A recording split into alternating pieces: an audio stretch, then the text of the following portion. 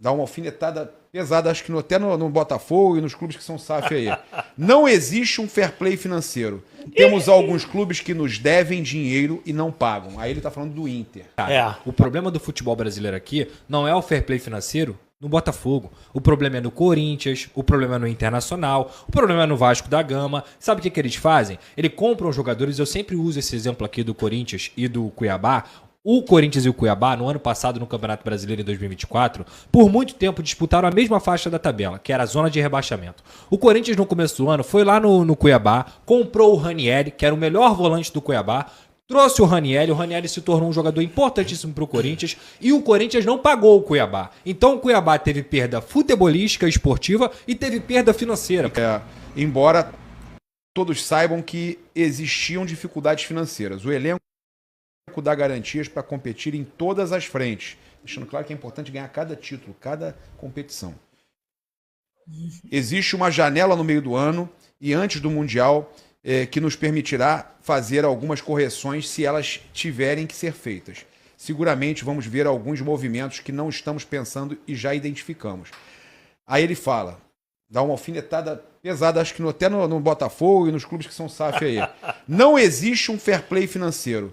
Temos alguns clubes que nos devem dinheiro e não pagam. Aí ele tá falando do Inter. Tá?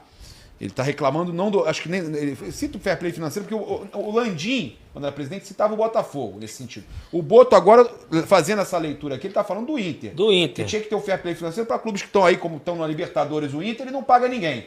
Que é errado. Se já faz um vale pra ele. Quer um vale? Fala com o Tom Tex. Vou ligar pro Tom Tex isso aqui. Não existe um fair play financeiro. Temos alguns clubes que nos devem dinheiro e não pagam. Isso na Europa é impossível, pois fazíamos queixa na UEFA e havia transfer ban depois de 3 meses.